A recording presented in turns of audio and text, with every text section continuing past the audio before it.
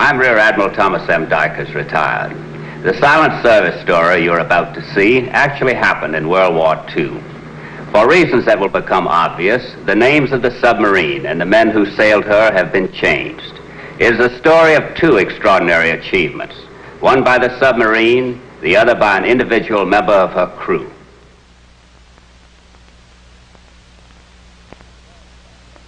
Our story starts early in 1944. The ship we will call the Tigershark was in for a routine overhaul. This was her last day in port before taking off on her patrol into the San Bernardino Straits area. And some of her crew are at a ship service store aboard a submarine tender for a little last-minute shopping. Got any stopwatches? My so little you didn't see me. I'm in a hurry. Excuse me, sir. Go right ahead. Got any stopwatches? He sold the last one just a few minutes ago. Huntley beat you to it.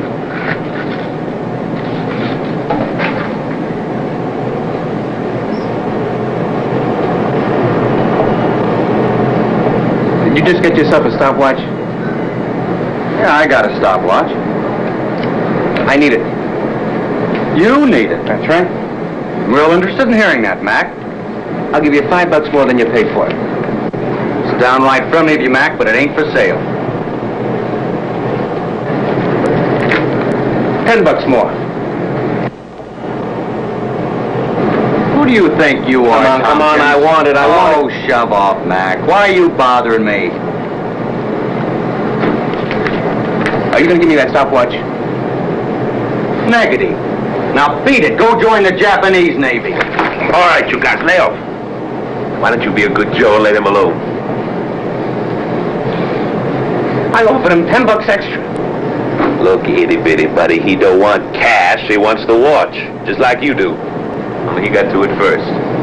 You read me?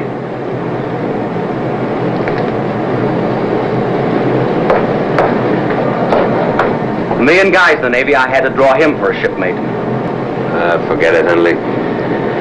He's a good Joe, really. Oh, yeah, sure. He's just got an elephant on his back for some reason. I don't know. Within a few hours, Tigershark was underway. You wanted to see me, sir? How about Tompkins? Oh, did you break the news to him yet? I wanted to talk to you first, Tom. You know the man better than I do. What about him? He's not the easiest person in the world to understand. One thing for sure, though, he's a first-rate submariner. Subs seem to be the one interest he has in life. Aside from harassing his shipmates, you mean? You heard about that stopwatch incident at the ship's store. Oh, who made this?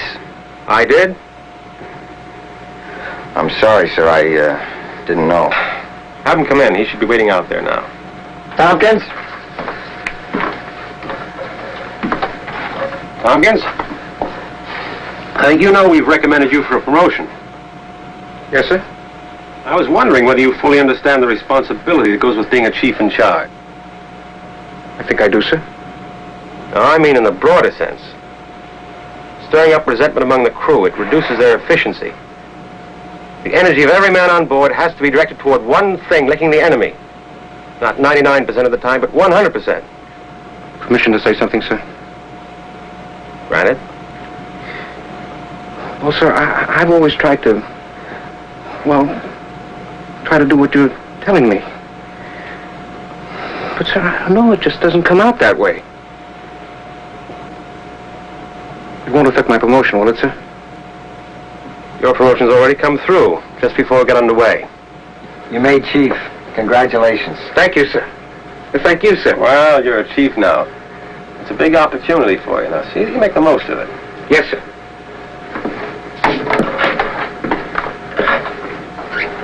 Well, I hope I got through to him. We might be needing especially clear heads on this patrol. He's always had a big urge to be chief.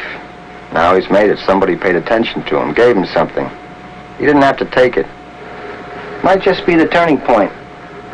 Oh, I hope so. Expecting a rough one, sir? Well, the Japanese are riding a lucky streak, making the San Bernardino Straits area pretty hot for submarines.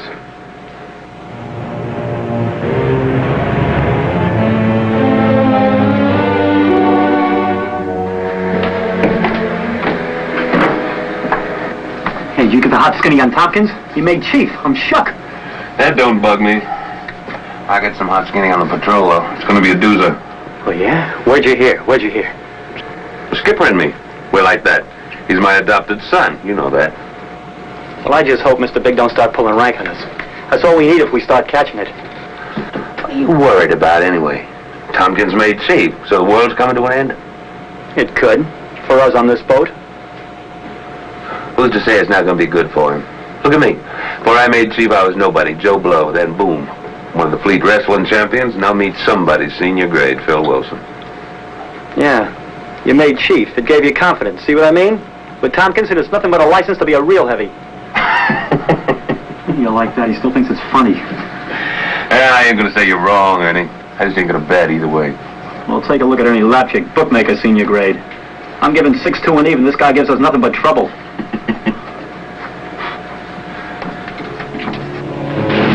For the next few days, the Tigershark sailed towards her assigned patrol area without incident. Then on the morning of the 7th of April, she approached the Japanese-held San Bernardino Straits. What have you got, Walker? I don't know for sure, sir. Well, it could be smoke. And again, it could be one of those little rain squalls.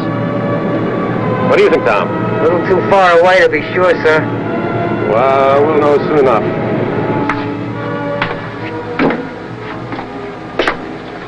Huntley. Hi. Fox schedule come in yet? Uh-huh. Hey, look, got any latest news like they're having a rough time back home? Yeah, real rough. Hey, look, Huntley. I mean, look, I shouldn't make such a federal case out of the stopwatch. It's all right.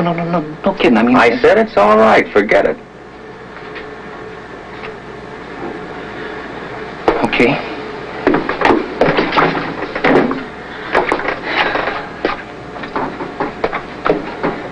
How about that? Trying to bury the hatchet. He's a phony. Inside, he's still a stinker. You know, I don't dig it, Ernie. All this milk and honey all of a sudden. What do you got, spaghetti for brains? He's been playing Mr. I Love Everybody ever since he made chief. Maybe the skipper will recommend him for warrant officer. See the picture? Yeah. Anybody fall for it? You kidding?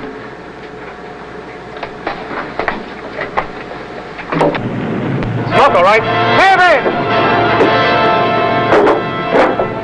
Dive!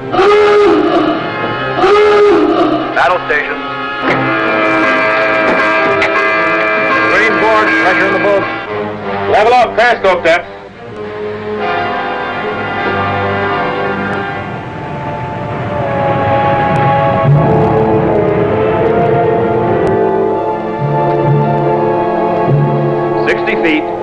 Let's go.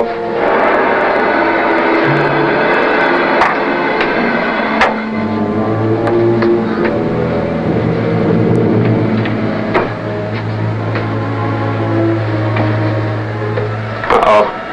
Convoy 3 ships. Escorted by Tin Can. Here we go. Downscope.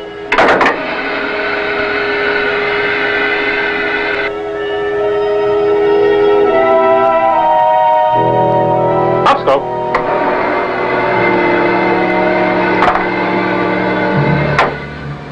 Bearing. Mark 033. Range.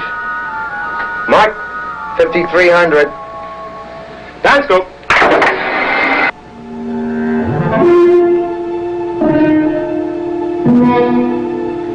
Message came in just before you dove, sir. Been decoded, Surgeon. Orders to evacuate the area immediately. They say why, sir? Didn't say they'll contact us. Said he is for the senior prom or something. Secure from battle stations. Secure from battle station. Upscope. Have a last look. You monkeys must have luck up your smokestack. But You got something, sir? it's a whole task force.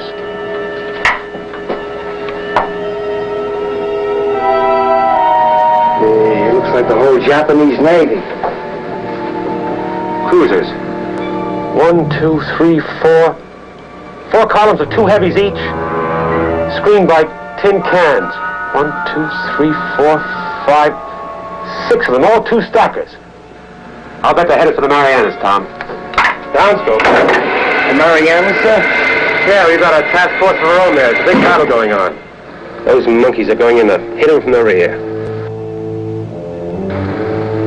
If we obey orders and evacuate, they'll murder our ships. If we stay here, surface in daylight, I'd have warned them by radio. I have to tell you, Tom, we may be signing our own death warrant.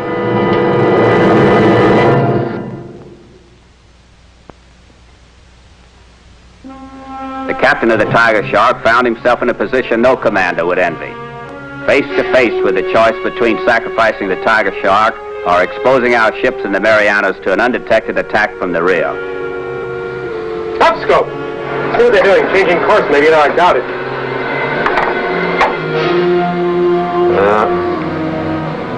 Holding course all right for the Marianas. Uh-oh, trouble. Take it down, 150 feet, rig for depth charge. 150 feet, rig for depth charge.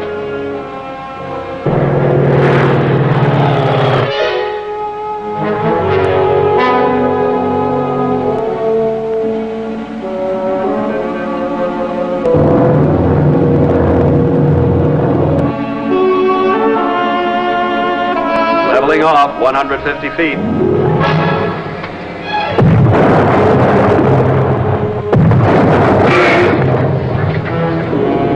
The depth charges started to come thick and fast.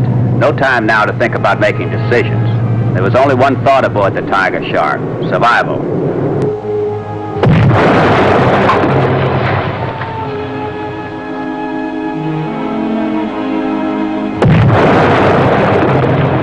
As the explosions came closer and closer, Tompkins tried once again, perhaps for the last time, he thought, to make peace with his shipmates. Ernie? Yeah? Look, I've been thinking, you know, maybe we won't come out of this, so take it with you, the kind of guy you've been. Let it eat you. You don't come to me for any path to heaven. Ernie, I'm just trying to, I mean, Well, why don't you dry up, huh? All right, drop dead. And that goes for the rest of you, too, you understand me? I don't need any of you, so don't talk to me anymore. You hear me? Do you hear me?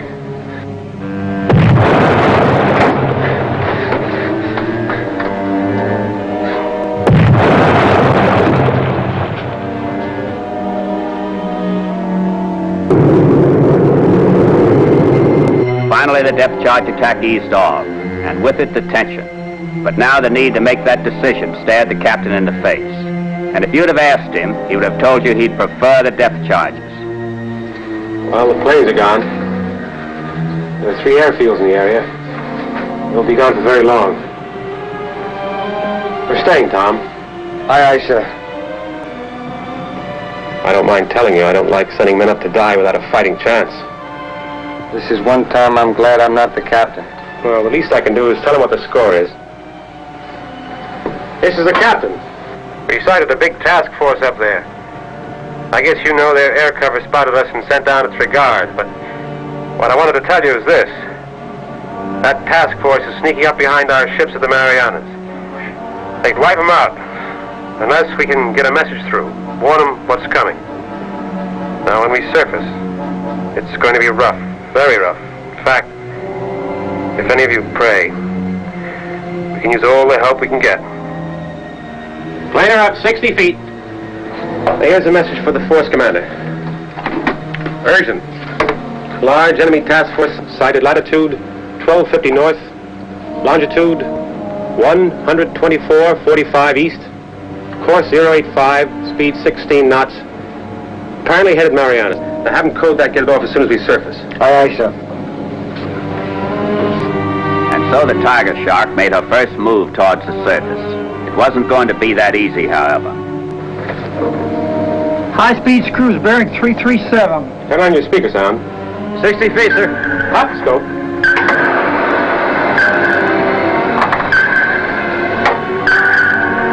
Three destroyers coming on fast. 100 feet, emergency.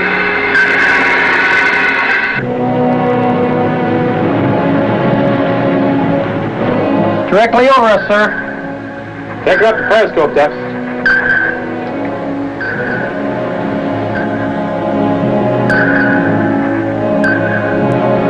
Feet, sir.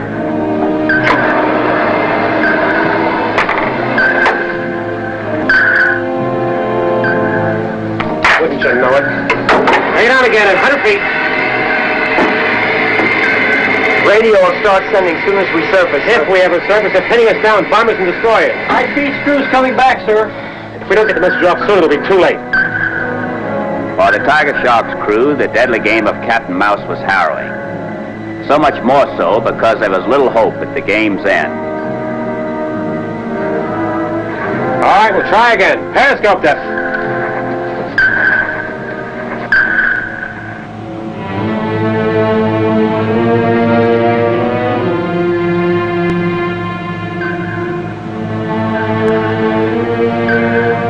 Feet, sir.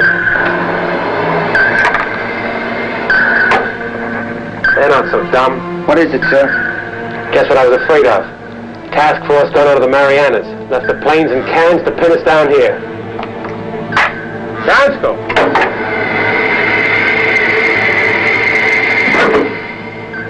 Well, I've had it.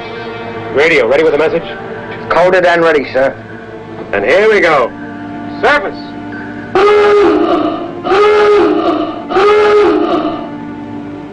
And so at 0946 on the 7th of April 1944, the die was cast.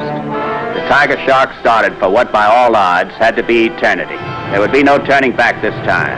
Whatever there was to meet her on the surface, so it would be. She was a sitting duck. The coded message of warning went out the moment the Tigershark's antenna saw daylight. Once, twice, and again, because for some reason there was no acknowledgement, no answer from headquarters, no word to indicate they'd heard. The crew waited, 72 men holding their breath. Time was running out, but still no answer from headquarters. To make the sacrifice to save their ships was one thing, but to die without being able to warn them, to give your life for nothing, that was a bitter pill. Topside, however, the situation was surprisingly quiet. It seemed the enemy destroyers and bombers were suddenly convinced they'd scared the Tigershark off, and they were heading to rejoin their task force. It looked like a prayer from the submarine had been answered, but the enemy must have prayed too. Clear the grid! Down inside!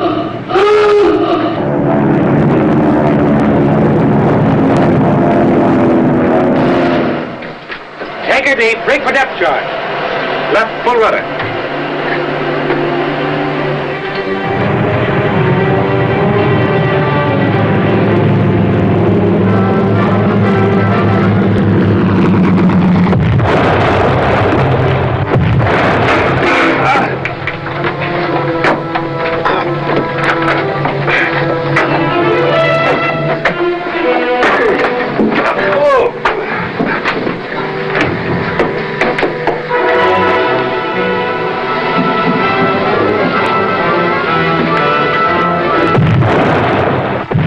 Bomber scored a rare direct hit, and the Tigershark was settling fast. I'll take a look through the boat, sir.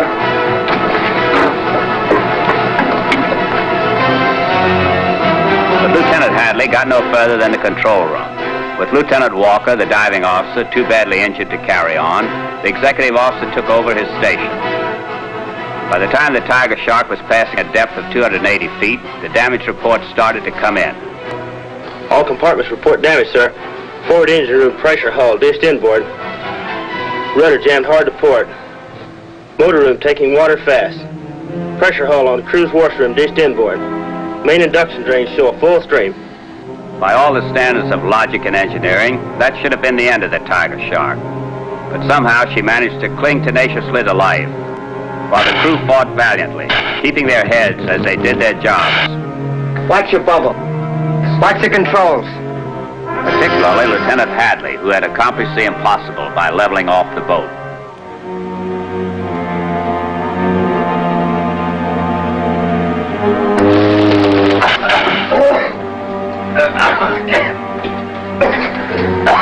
Then another report came through, and it had the sound of doom.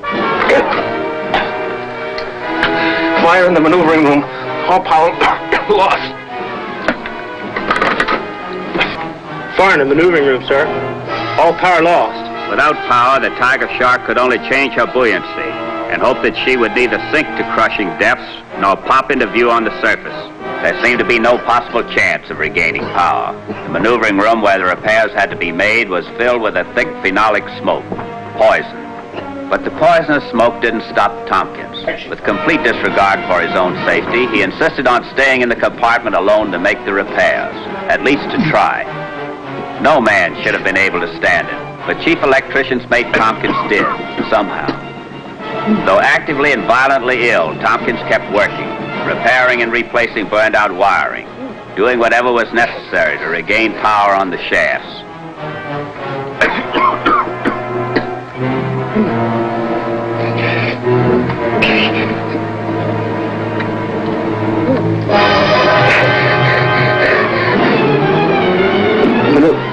The maneuvering room reports ready to go ahead on a starboard shaft. Tompkins, are you? Yes, sir. Good boy.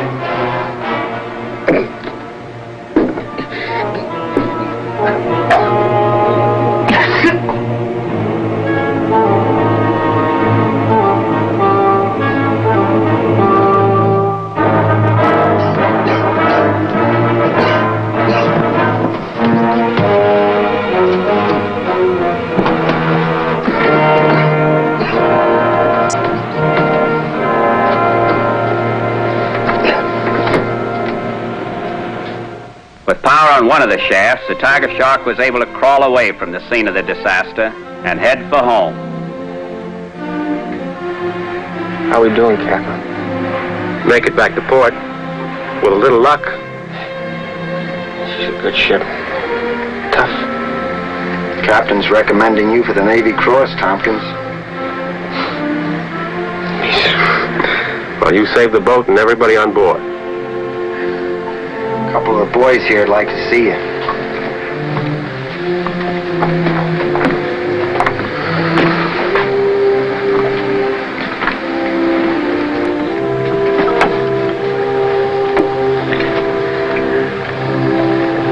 Me and Huntley, we're a committee chosen to represent the crew.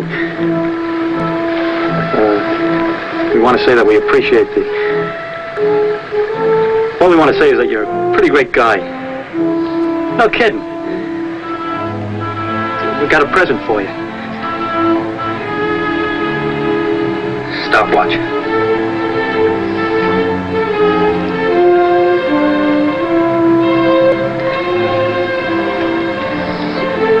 Get better fast, kid, huh?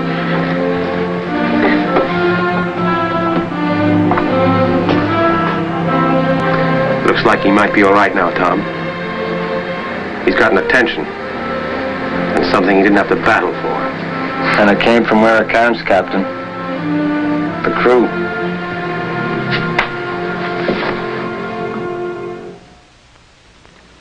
I'll be back in a moment.